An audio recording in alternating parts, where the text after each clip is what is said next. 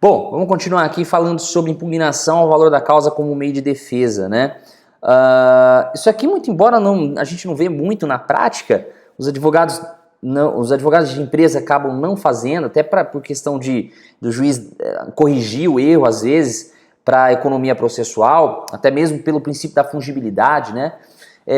Mas é bom você saber, porque pode ser que você se depare com essa preliminar na contestação, que é uma preliminar. Olha só, o novo CPC inova ao eliminar o incidente processual da impugnação ao valor da causa. Na verdade, antes do CPC de 2015, era distribuída à parte esse incidente. Então você ia lá no PJE, distribuía a parte, se fosse processo você apresentava primeiro a petição de impugnação, depois a contestação, enfim.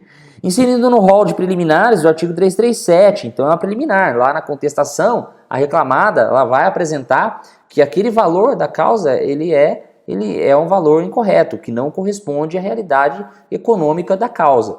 Quanto aos critérios de atribuição ao valor da causa, a gente tem o artigo 293 do Código de Processo Civil aplicado ao processo de trabalho, os incisos 5 e 7, né? Principalmente incisos 5 e 7. Vamos pegar aqui o Código de Processo Civil, para a gente relembrar que traz o artigo 293.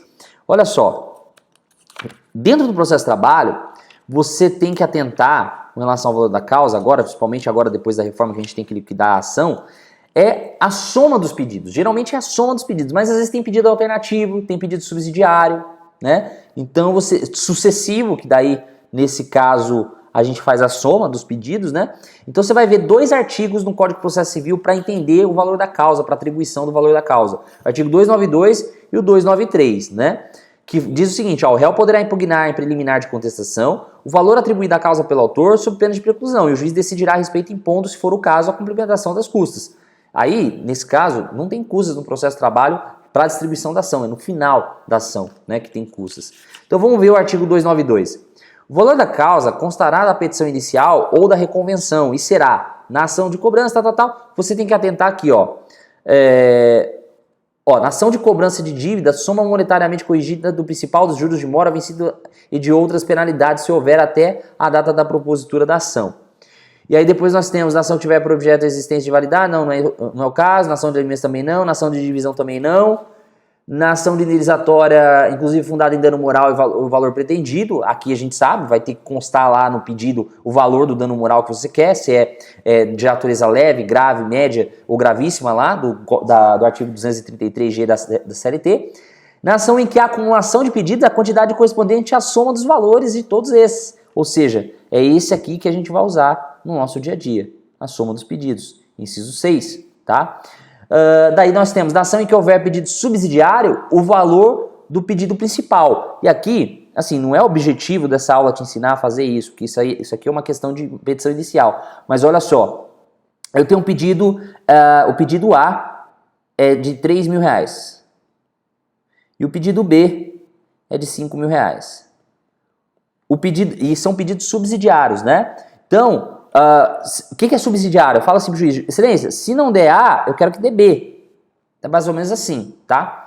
Na prática, como é isso, né, Tiago? Como você faz na prática? Geralmente, alguns advogados fazem equiparação, faz pedido de equiparação, e se o juiz entender que não houve equiparação, de forma subsidiária, requer o pedido de acúmulo de função, de diferenças salariais por acúmulo de função ou desvio de função, né? Então, na prática, o que acontece? Um exemplo de pedido subsidiário aqui. Faço pedido de equiparação que é bem difícil comprovar, porque tem trocentos requisitos lá. Aí o juiz entende, daí eu falo para o juiz na petição, no final lá do pedido. Caso Vossa Excelência entenda que não houve equiparação salarial, requer seja apreciado o pedido de acúmulo de diferenças salariais devido ao acúmulo de função, porque ficou comprovado assim, assado. Vai ficar comprovado assim, assado. Então você fundamenta lá um pedido subsidiário. Então vamos supor, aqui, pedido principal, equiparação, 3.000, vamos fazer um negócio mais realista aqui, né? Ó, 3.000 na soma dos pedidos lá, equiparação salarial. E, se caso o juiz não der, eu quero o acúmulo de função, que é R$1.000. Nesse inciso 7, na ação em que houver pedidos, desculpa, oitavo, na ação em que houver pedido subsidiário, é o valor do pedido principal. O valor do pedido principal é a equiparação salarial, porque de forma subsidiária seria o acúmulo de função. Então é esse valor que vai entrar no valor da causa. É esse valor aqui. E sabe que é engraçado? Que tem juiz que não se atenta a isso e manda e despacha perguntando por que tem valor diferente aqui do que consta nos pedidos? Porque o juiz não leu a petição inicial. Aconteceu isso recentemente comigo. Eu tive que explicar para o juiz, excelência, o pedido é alternativo, é subsidiário. Eu estou pedindo uma coisa e de forma subsidiária a outra. Então, pelo artigo 293, inciso 8º, 292, inciso 8º do Código de Processo Civil, é o pedido de maior valor, é o do pedido principal, o valor do pedido principal que tem que constar na petição inicial, na soma dos pedidos, tá?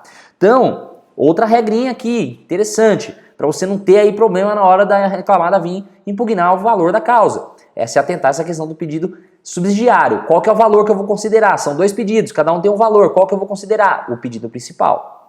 Aí o inciso 7º fala dos alternativos, que é em que pedidos são alternativos o de maior valor. Vamos para outro exemplo. Um exemplo que eu uso aqui bastante, que eu até faço aqui no escritório, é insalubridade e periculosidade. Eu peço um ou outro, para quê? Para fugir da sucumbência. Porque se eu pedir os 2 e um não vier, pode ser que eu seja sucumbente no pedido de periculosidade? Tem juiz que entende que sim, tem juiz que entende que não, mas aí eu mudei a minha forma de advogar, porque é isso que a gente ensina aqui no curso Advocacia na Prática, Carreira Trabalhista. É uma nova forma de advogar após a reforma. O que eu faço? Eu faço um pedido alternativo. Ou um ou outro, né? Ou um ou outro, não é um pedido cumulativo, que seria ou um e outro. Aqui eu peço insalubridade ou periculosidade. Qual constar e o perito der, o juiz vai deferir. E aí o outro, entende-se que eu estou renunciando ao outro, entendeu? Porque na verdade nem constou lá insalubridade, né? Então aqui seria o de maior valor. Então se a periculosidade geralmente é o que vai dar maior valor, dá 50 mil, e a insalubridade dá 15 mil, porque é com base no salário mínimo, geralmente é isso em 5 anos, eu vou pelo de maior valor. É isso que eu vou constar lá na soma dos pedidos, tá? Então é isso que você tem que se atentar no inciso 4, no inciso 5, inciso 6, inciso 5, inciso 6, inciso 7 e o 8º, tá bom? Pedidos alternativos, subsidiários e cumulativos. Mas, como aqui a gente tem que dar uma visão da reclamada também, você, advogado reclamante, vai ter tempo para pegar o valor da causa e fazer uma soma para ver se o valor está correspondente ao valor dos pedidos? Você tem que se atentar ao seguinte, agora tem sucumbência. Então, quanto maior o valor da causa, o valor dos pedidos, melhor para você, advogado da reclamada, se você sabe que a reclamada vai ser sucumbente.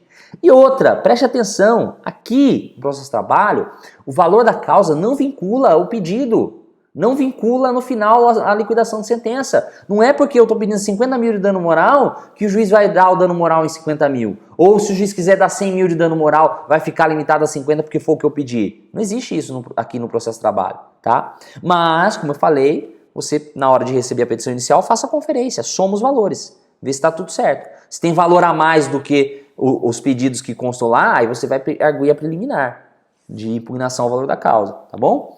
E ao réu cabe impugnar o valor atribuído se isso refletir na alteração do rito, para o rito adequado. Por exemplo, o reclamante faz pedido de indenização lá por dano, faz os pedidos, a soma dos pedidos, dá menos que 40 salários mínimos, mas no valor da causa ele soma, ele põe mais para poder ir para o rito ordinário. Aí não, você fala, não, eu quero sumaríssimo.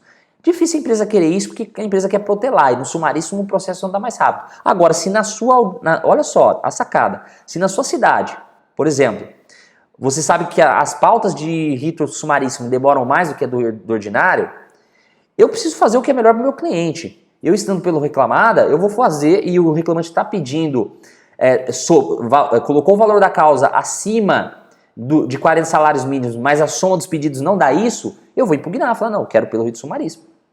Mesmo, é o que vai demorar mais, mas eu quero porque está errado. O reclamante fez o valor da causa só para poder distribuir a ação no rito ordinário, mas a soma dos pedidos dá menos do que 40 salários mínimos. Beleza?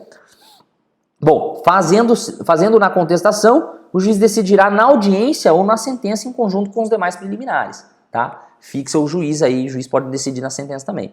Ao reclamante cabe consignar seu protesto na ata para uma eventual preliminar de nulidade.